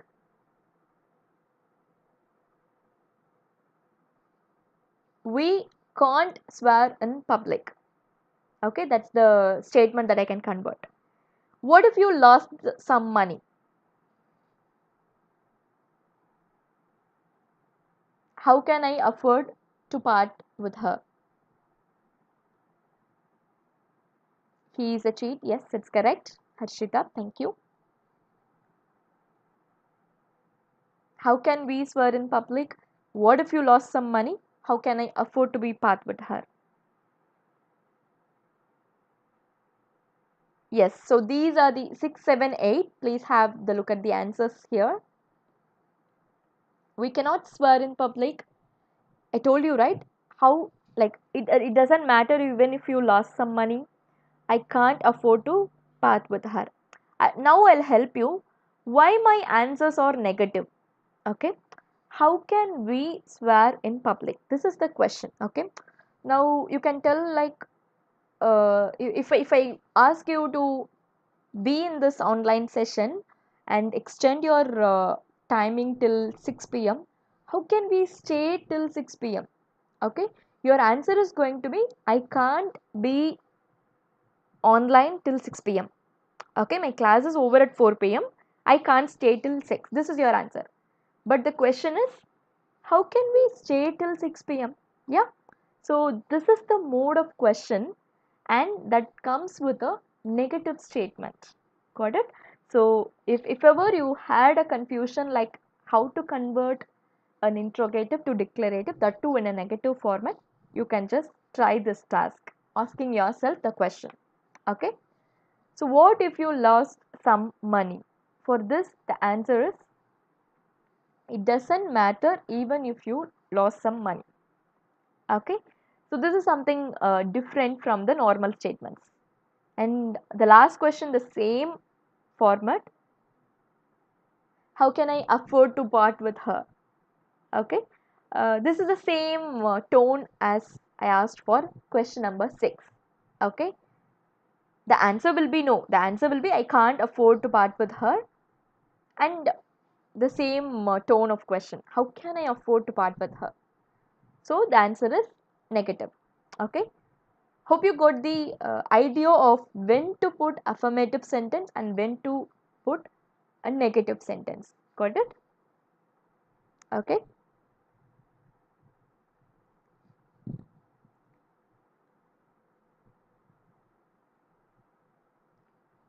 Yes, guys. So this will be my last exercise. You're going to convert it statement to interrogative. I can never be dishonest.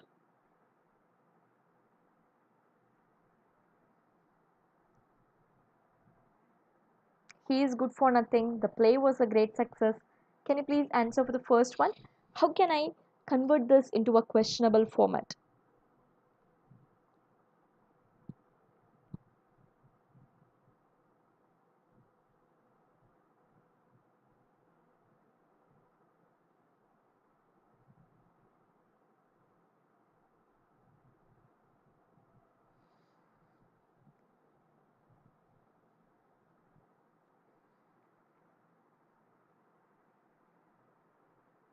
Okay, I'll help you. I can never be dishonest. Okay, uh, can you be dishonest? Yeah, that's the actual answer. Yes, come on, Harshita. Thank you. So for the second one, he is good for nothing.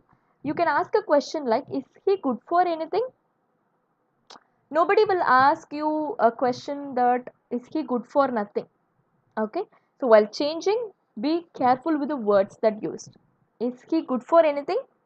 You will ask a question like this. Okay. And I'll answer he is good for nothing. Okay. This is how a question format comes. And the play was a great success. Was a play great success? Okay. That's from the answer we can frame a question. Okay. That's understandable.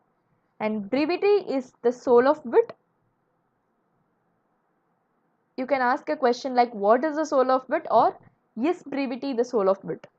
You can make mode of questions from this.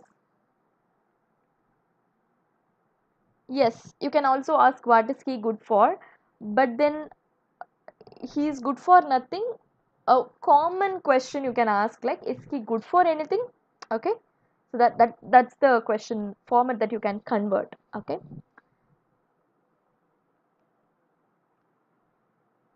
thank you Harshita for being interactive in the class. Question number 5, and this is the last question for you. God wrote everything.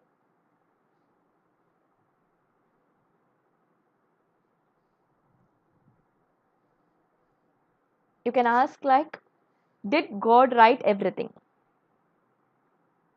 Okay, did God write everything? The play was a great success. How was the play? Was play a great success? That's correct. Okay, so please have a look at these answers.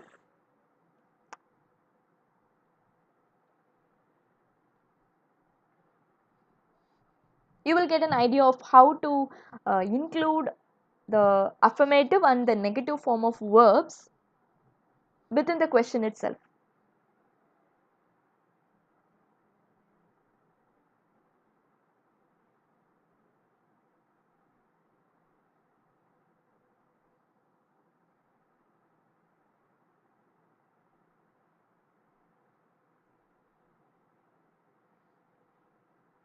Yes, guys. So I hope you had the idea of what are the types of sentences. We have seen a classification on declarative, interrogative, imperative, and exclamatory. Yes, and also we have seen some examples of how to convert this. Okay, although these are not the examination point of questions, we at the introduction class we should understand what a sentence basically is. Only then we can move on to tenses and then upcoming topics, right? So in order to give you a brief understanding of the basic foundation, which is sentences, we have seen today what are the types and then how to convert, and it's over now. So yes, I would like to confirm with you that this topic is completed, and also have been getting great response from you all. It was so interactive with you. And yes, I remember those names even very in the very first class: Harshita, Chandana, Ganesh, Danya, Manoj, Pooja, and Jyoti. Yeah, so many names. Yeah. So you have been so interactive, and thank you for being amazing today. Have a great weekend. Enjoy your Sunday. Stay safe, stay happy. Bye bye. Catch you up next week. Take care.